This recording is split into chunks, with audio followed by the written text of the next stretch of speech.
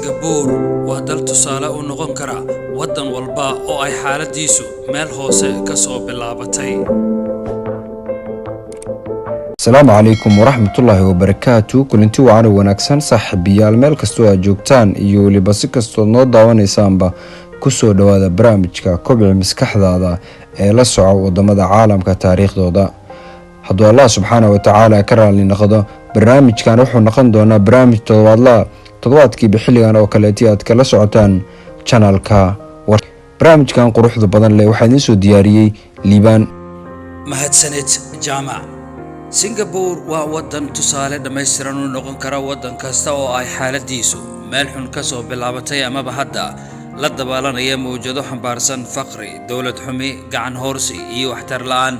haddaba su'aashu waxa ay tahay sidee ayay jasiiradii kaneecada badnayd Malaysia ceyrisay kana saartay midowgeedii hadda u noqotay wadan ka mid ah dunida koowaad. yaase dhabaha guusha gaarsiiyay maxaase ka baran karnaa anagu ka Soomaali ahaan. haddaba aan ku jawaabe Singapore waa dal yar oo hal magaalo ah, city ama state, kaasoo ah jasiirad yar oo dhacda koonfur bari qaaradda Asia. waana dal baaxad ahaan yar oo ku fadhiya bad yar oo dhan 722 kilomitir oo wareeg ah. magaalada Dar es Salaam ee dalka Tanzania ayaana baaxad ahaan ka weyn wadanka Singapore. Singapore waa jasiirad kaabiga ku haysa Malaysia. dadka wadanka degana waa Chinese, Malay iyo Hindi. haddaba markii ay Britain ka xoroobeen ayay go'aansadeen inay la midoobaan Malaysia oo ay markaa u arkayeen dal ay isku dad yihiin.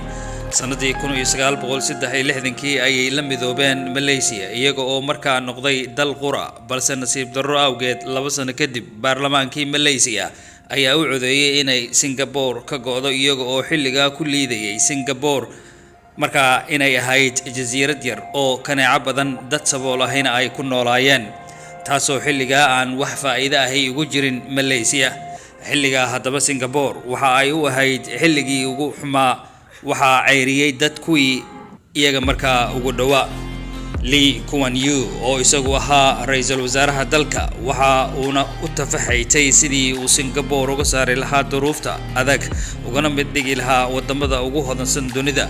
Lee muddo badan ayuu arrinkaasi ku mashquulsanaa, dalkana kama uusan bixin. waxa ay taariikhdu xustaa inuu socdaalkiisii ugu horreeyay ee dibadda ah sameeyay sanadii 1973 muddo 8 sano ah kadib oo uu dalka ku sugnaa.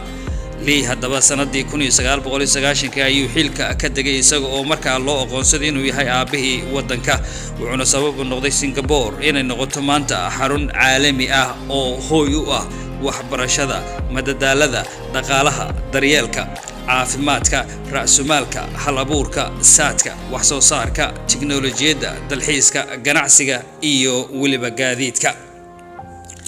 wadanku waxa uu ku jiraa heerka caalamiga ah, waxaana loo aqoonsaday Singapore inay tahay dal haysta tiknoolajiyadda ugu sarreysa oo aan mar waliba la waayin.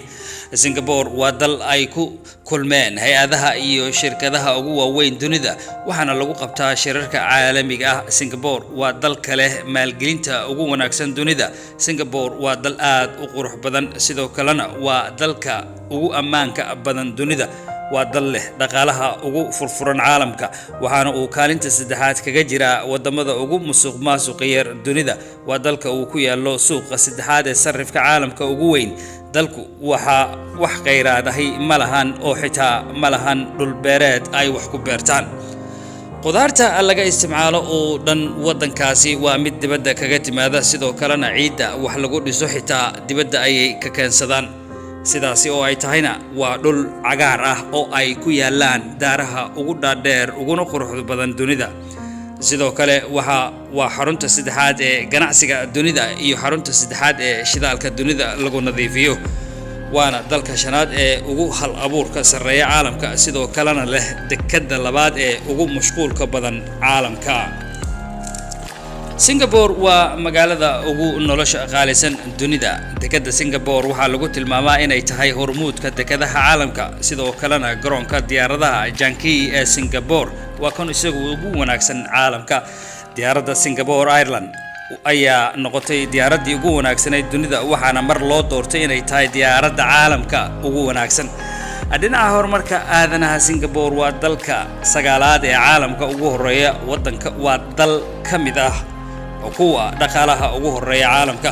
dhaqaalaha dalka waxa uu kor u dhaafay 370 bilyan waxaana uu ka mid yahay 30 dal ee iyagu ugu horeeya dunida waana dalka saddexaad ee ugu hodansan dunida.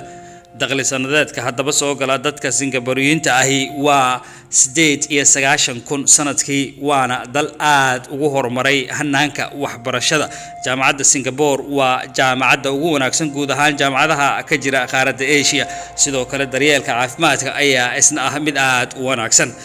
wadanka waxaa ku nool 5.7 milyan oo qof. 39% dadkaasi waa dad ajnabi ah oo iyaga degan wadankaasi kana shaqaysta. 4 luqadood oo rasmi ah ayaa looga hadlaa kuwaasi oo kala ah English, Malay, Nordaaniga iyo luqadda Tamilka.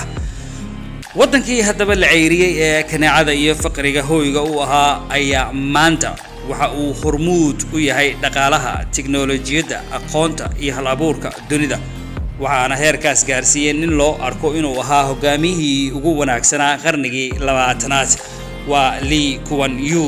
Singapore waa tusaale dal kasta oo xaaladiisu kasoo bilaabatay meel liidata waana tusaale dunida ay eegato.